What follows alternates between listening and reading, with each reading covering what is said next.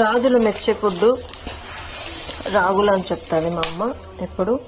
So రాగులు తింటే పుష్కలమైన బలం ఉంటుంది, బోన్స్కి చాలా బాగుంటుంది, హెల్తీ, పొట్ట లైట్గా ఉంటుంది. దీంట్లో కాల్షియం, మెగ్నీషియం, పొటాషియం ఇలాంటివి చాలా బాగుంటుంది.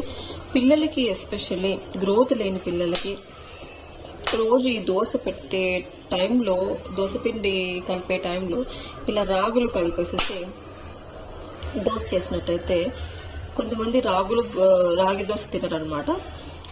అలా వీళ్ళకి కొంచెం ఒక పిడికెడు రాగులు కలిపేసేసి మిక్సీ కొట్టేసేసి దోశ వేసినట్టయితే ఆ రాగులు ఉన్నట్టు కూడా పిల్లలకి తెలియదు. కాబట్టి పిల్లల పోషణకి రాగులు చాలా మంచిది. వీలైతే ఒక 4-5 బాదం గింజలు దీంట్లో వేసేసేయండి. సో చాలామంది పొట్టు తీసేస్తుంటారు. పొట్టు తీయకోకుండా దీన్ని అలానే వేసేసి బాగా మిక్సీ కొట్టేసి దోశ వేసియండి. మంచి ప్రోటీన్ వస్తుంది. పిల్లలకి ఫస్ట్ ప్రోటీన్ చాలా చాలా ఇంపార్టెంట్. వాళ్ళు గ్రోత్ లేదు అంటే పిల్లలలో పోషణ లేనట్టు అర్థం. గుర్తుందా? Thank you.